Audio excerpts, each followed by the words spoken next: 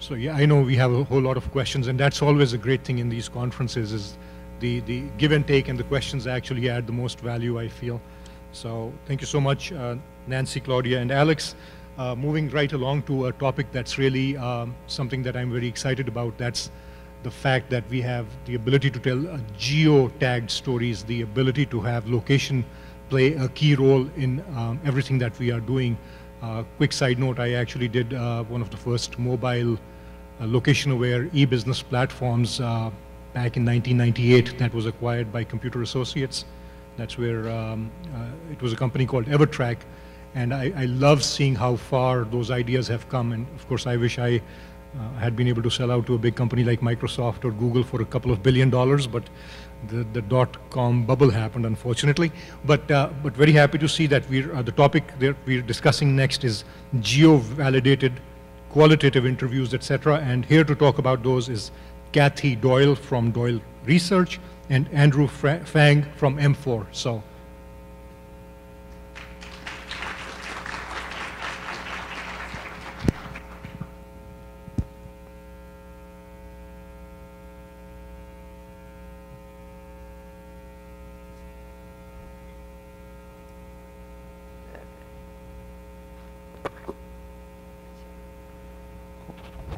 Okay, so like any good idea, this came out of a client request.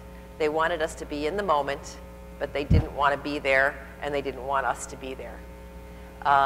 You know, the ways that we normally would have addressed this kind of a study would have been to accompany the respondents, would have been to intercept the respondents, would have been to give them a mobile assignment similar to what the previous speakers were talking about. But there were a lot of reasons in this category why that wasn't a great idea. And they asked me to come up with a great idea. So I started thinking about it. And then while I was in a cab in New York, I started calling everyone I could think of in the technology world, and ultimately found my way to MFour and 2020, who was also a partner in this. And we came up with GeoStories. I want to show you just in a nutshell. I'm going to talk to you about what it is. Then Andrew is going to talk to you about the technology behind it. And then I will get back to some of the practical considerations for a study like this. So in a nutshell, panelists enter a geo-fenced area. They receive a push notification that's triggered by location, and they're screened for suitability for the project. And then they participate in a live phone interview with an on-call qualitative researcher. Some of you may recognize that face. So then I'm going to let Andrew talk about the technology behind this, because that is the key piece. So for our technology, we use geofencing. And if you're not aware of geofencing, we have a location which is set around a specific point. You can talk about any retail store, you can talk about an auto dealership. And what we do is we validate these locations first, and then we use geointensity to make sure that we're really capturing people as they enter closer to these location points to reduce battery drain. So based off the triangulation of the positions of where they are at, we will increase the battery usage so we can gain a closer, more accurate feet measurement to where they are at in accordance to the location point. And as you distance yourself, geointensity will decrease as well. A push notification will be triggered as you enter or leave the location, depending on how we set it. We can also add different delay timers, and these delay timers are to avoid drive-bys, walk-bys, people who aren't supposed to be in those specific locations and be triggered by the geo-notifications that we send out. Now, we send out screeners, the same type of screeners that you'll see in your in-person interviews, the same type of screeners that you'll be using to try to identify the correct respondents that you want to be talking to. And we'll do this through a survey that we send out using the geofencing technology. Geo-validation is a key component to making sure we're very accurate. Now, what you'll see is you'll see on the left-hand side, this image is an image of a price chopper. Now, this is the type of coordinates that you'll typically get in a list, and these are the type of coordinates that you'll typically get in geofencing technology. Now, what we do is we geo-validate these locations so we accurately put them over from a satellite view so that they're actually door front accurate. Sometimes we have to go to a street level view to make sure that these are actually accurately over the top of the rooftops, and that will require a lot of different procedures to make sure that it's exactly where it needs to be. Now, using 2020 and how they're involved is our mobile screener incorporates 2020 within itself. So it can open up a mobile web within our native application after we screen the respondents for the particular qualifiers that they need to be qualifying for this recruitment. They get put into a tech. So what this tech does from 2020, it takes the phone number that the participant opts in with, and they ultimately will screen them again.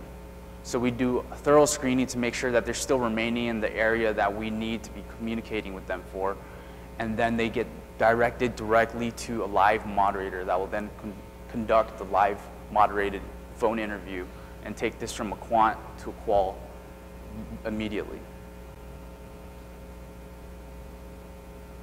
Then the fun stuff happens from my point of view. These are in the moment. They are live telephone interviews. It's people on their own time for their own reasons in the location that we're interested in talking to them in. It's what I'm calling, just to make it easy, a natural intercept. It has not been forced. There's nobody there who is going to change the dynamic in any way. We are able to do national representation. That pinpoint map is from one of the studies that we did. And so the people that we talked to were from all over the United States, and we were able to complete about 20 interviews in 4 or 5 hours. Very, very effective. That was impressive. That was our first pilot test. I'm like, oh, this really is going to work. The geofencing, the geovalidation comes in because sometimes we want to talk to people when they are on site. Sometimes we want to talk to them after they've left for what I would call an exit interview.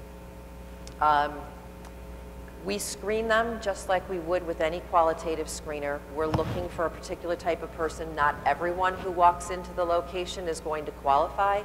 And I'll give you a couple of examples later.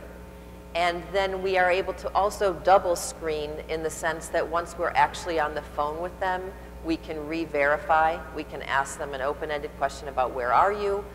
What is your purpose for being there? What, if anything, were you planning to purchase today? Whatever the relevant screening criteria are. So it's a double check. 90% of the time so far, the original screener works. Every once in a while, we've got somebody who's already left and they're on their way home. And if it was an interview that needed to be on site, that defeated the purpose and we weren't able to use them. But for the most part, it's been incredibly accurate. We've been able to set timing to say, okay, we want to talk to somebody after they've been in the location for 10 minutes or 5 or 30, depending on the type of location we're talking about. We're able to do photo and video uploads. M4's platform can do that, as well as 2020's. We can have a quantitative screen before the qualitative screen and the qualitative interview. And in a number of cases, we are following up the interviews with inviting those respondents to participate in a follow-on bulletin board. One of the things that this is really good for, and I will talk about some more applications next, is path to purchase. And so we want to catch them at one point in the purchase process and then follow them over time on a bulletin board. It's a project we're in the middle of right now, working very well to understand sort of the nuances of path to purchase.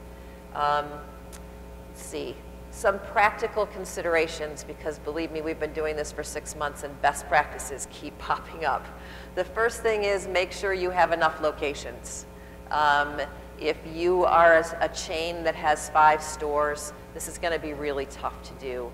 This has got to be either general, any supermarket, any grocery store, any C-store, or you have to have a number of locations. McDonald's, for example. Any fast food restaurant that is a chain and has many, many locations will work very, very well.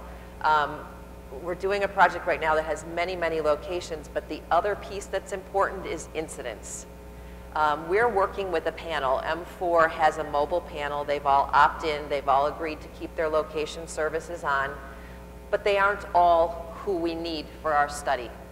And right now we're doing a study, and it will be one of my case studies in a minute, where the incidence is very low. So instead of getting there are a lot of reasons why people might be walking in the doors of this spot, and we need people who are there for a particular reason. And so we aren't going to get 20 interviews in 4 hours like we did for the supermarket study. We're going to get 20 interviews over probably 3 to 4 weeks. And so it really, you have to keep that in mind when you're pricing, when you're staffing, when you're managing expectations with your clients. But the output is, in some cases, really, really interesting. I got an email from a client on a project we're in the middle of right now going, wow, this is way more colorful than I had anticipated. Very in-the-moment responses.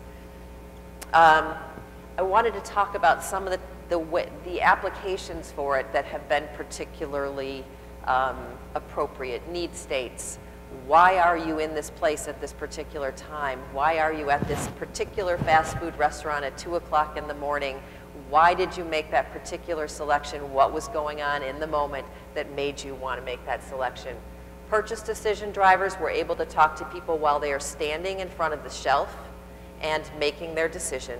And again, they were there on their own time for their own reasons. We are not standing there with them, and there is a barrier when you are not in the same place with your respondent that brings out some honesty and forthrightness that you don't necessarily get. Sometimes people want to please when you're standing right next to them. They're not remotely trying to please us, I can tell you. We've gotten some very frank responses. Customer satisfaction, that would be where the exit interviews are coming in. We're catching people as they're leaving. What was your experience like? What went particularly well? Was there anything that didn't go well? Is there anything you wish had happened that didn't happen, or whatever? But so those are what I think, at least at the moment, are the 3 main applications in addition to the path to purchase that I discussed earlier. I don't know how I'm doing on time. Okay, 2 case studies. The first one was in a supermarket.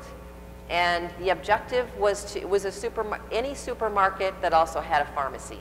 The objective was to understand why some people will make pharmacy purchases in a supermarket and why some don't or rarely do.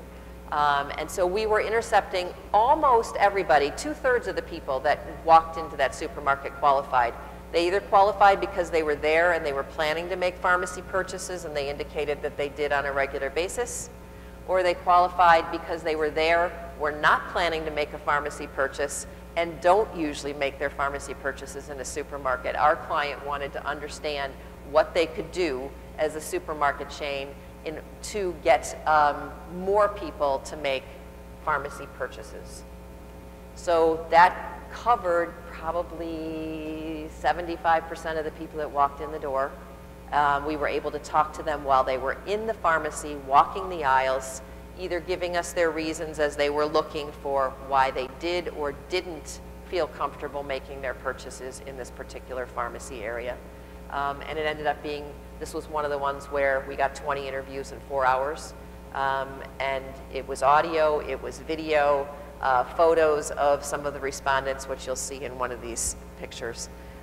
Very rich insights. And I should mention that that one continued on to a bulletin board for 2 days after that so that we could go into further discussion, show some concepts, and get reactions. Second case study is a project that's in process right now with car dealerships, and the objective is to understand purchasers' relationship with the dealer by age, by gender, by vehicle segment, luxury versus volume. The relationship with the dealer has changed dramatically, as some of you probably, if you've shopped for a car recently, know. So much shopping for cars is done online now. What is the role of the dealer, and how does their behavior and their role have to change? And so that's the project that we're in the middle of. It is part of a path to purchase study. It will be continued on a bulletin board, as well as several other mixed methods that are happening simultaneously. And this is one where we felt like if we were with them, while they were interacting with the dealer, the whole interaction was going to change. The dealer was going to be on their best behavior. If they pissed off the respondent was probably going to be polite rather than not. So we've been getting exit interviews from them. We ask them to call us as soon as they leave. Well, actually, we call them as soon as they leave the dealership, and we're getting some very, very strong feedback. One of the questions in my final slide is, how do people feel about this, doing this, and being intruded upon while they are shopping in their own time?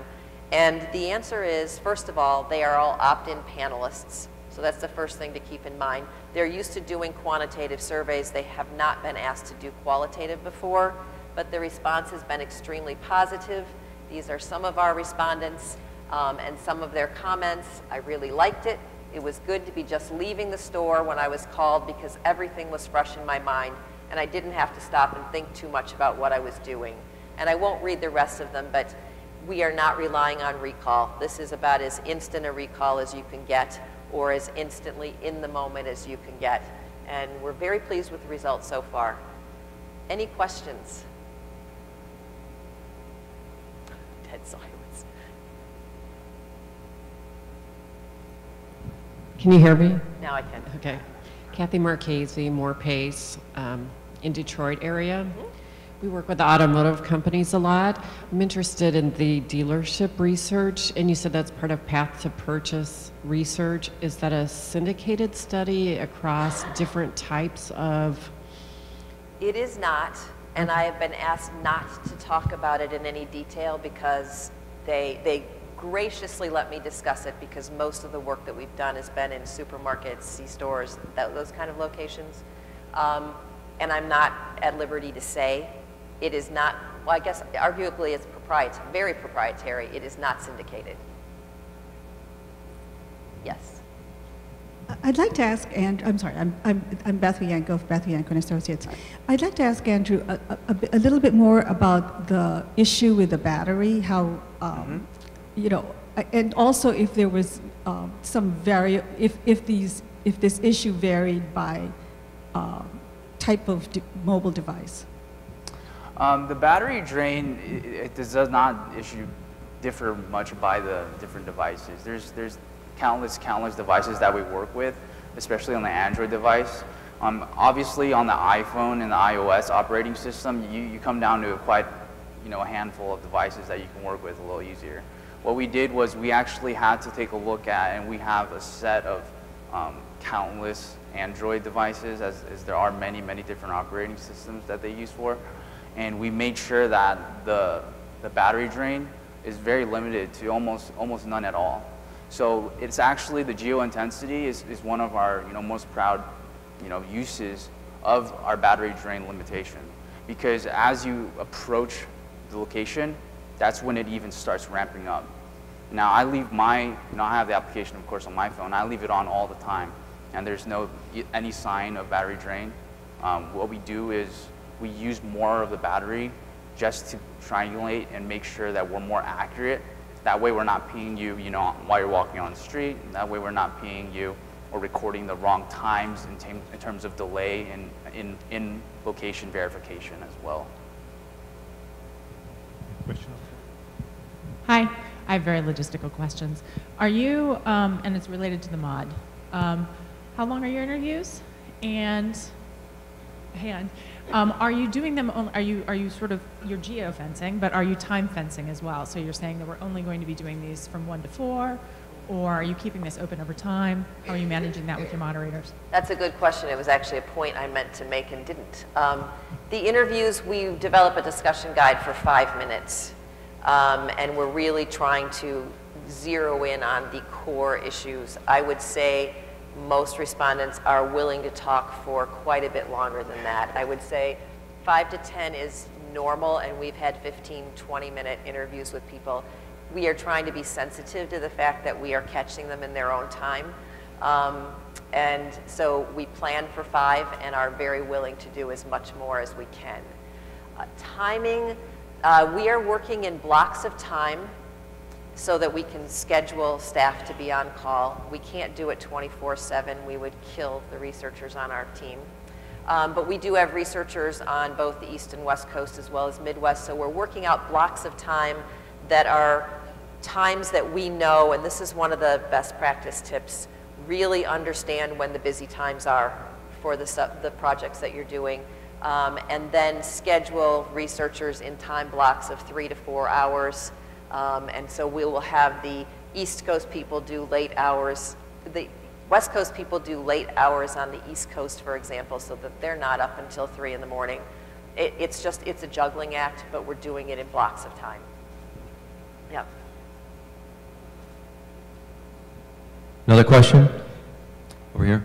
Bruce with Just the Facts Research. Having gone through what you've gone through, anything else you do differently in the future now?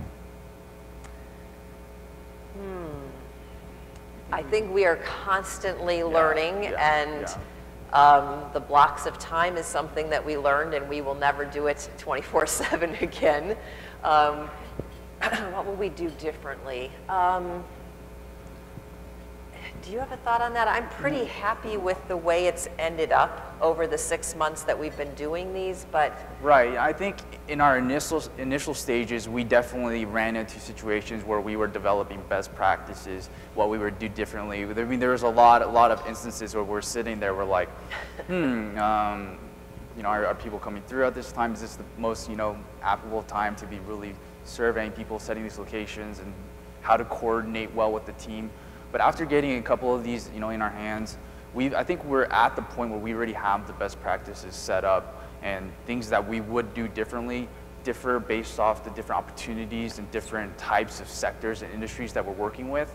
I'm sure when we reach into different industries, we'll learn new best practices for those as well. But in terms of the setup of the GeoStories itself, I think it's pretty set that we found something that works well. The technology is working really well, and now the best practices are coming out of setting up new study designs for new clients in new categories, and what do we have to think about in those particular categories. So I don't know what we don't know yet.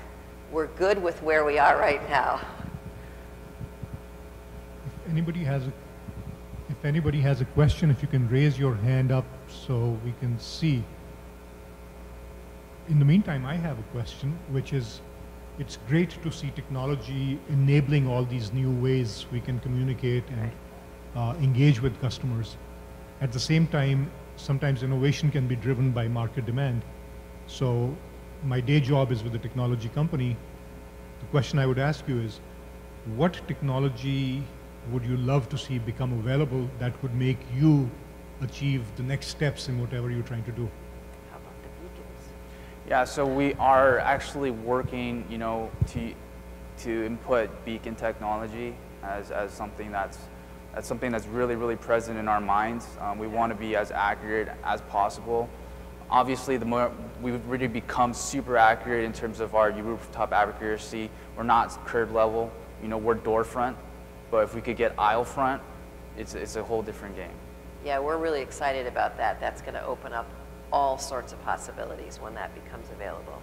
Yeah, so that's definitely probably the next thing we'll be looking at in terms of geofencing. Thanks. This is Aaron Platchon from TAP Research. Just a question about the incentives and payouts to the respondents. Just curious what they are and if they vary across these different types of projects. I will answer that generally, but the incentives are paid by M4 because it is their panel. It has varied dramatically. We have paid, $10, $15 to some people and up to $75 to others, depending on how much involvement we were asking of them. If it's just a quick 5-minute interview, and some of them, that's all it was really reasonable to expect given the location. Were $10, maybe $15. People who are being asked to then go onto a bulletin board and extend the research for several days are in the $75 range. And we're kind of making it up as we go along and seeing what the market will bear. Right now, people in the panel are thrilled because they've been being paid pennies for the quantitative surveys that they are intercepted for, so this is pretty exciting as far as they're concerned. I think originally too, we started at 75, you know, in the fear of like, you know, are they going to be happy with this? And they were extremely happy with it. And I think at the rate at where we're going right now, the incentives have already decreased by almost half. I think our most recent one, we started to pay around 35. Right, right. Yeah. Hi, Claudia De Lucchese from Mondelez. Thank you very much for this. It's really great. You use some really wonderful technology, so I am very curious if you could tell us a little bit the decision process of choosing to call the participants at the end of the, or in the process, instead of using some other type of technology or some other type of media. I've just found that very interesting. Like I said, when we had this client request, I just started making phone calls, quite honestly, and this is what seemed to make sense. There are many other ways that we intercept people, but usually it's in person. And this was a way to do it not in person, to get geography involved. We talked about doing video interviews, but not every smartphone user has the video capability and or is comfortable with the video capability, so that is not something we've experimented with yet. We've had them upload video, upload photos, but for the most part, we are talking to them via phone. I don't know yet if there's something else that I don't know what I don't know yet, which is why I come to conferences like this, because I'm always looking for ideas.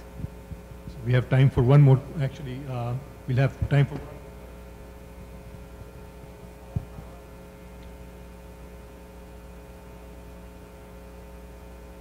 Just yell. Question, and that is, what, from the panel side, do you have insight into why people join the panel, why they're willing to be intercepted and give their opinion? Because I'm told typically that these panels are very representative based on demographics and so forth, but it just strikes me as people are self-selecting, and I'm curious to know why people are willing to be part of the panel and do this kind of research. You know, our original panel, it's a little different from the online community. So if you don't know about our panel, it's a mobile only panel, and it started as a mobile only panel. And the big difference is we tell our panelists, our slogan is be heard, get paid.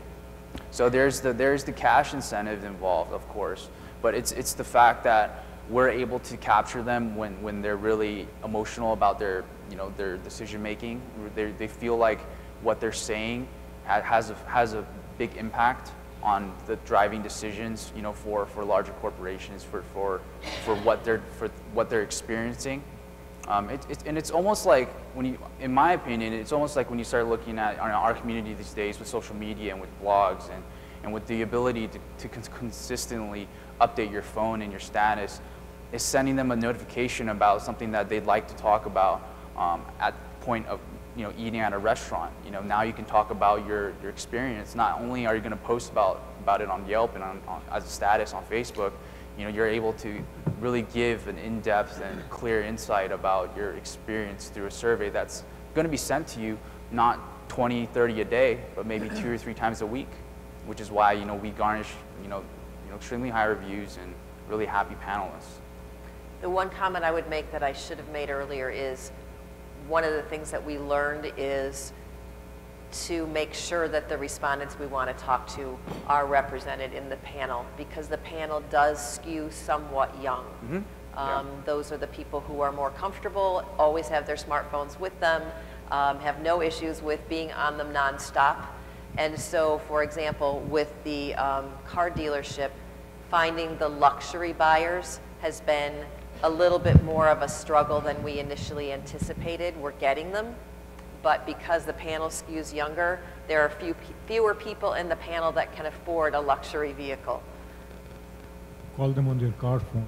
But thank you so much for the great questions. What a great discussion, and thank you, Kathy and Andrew. Thank you. Now,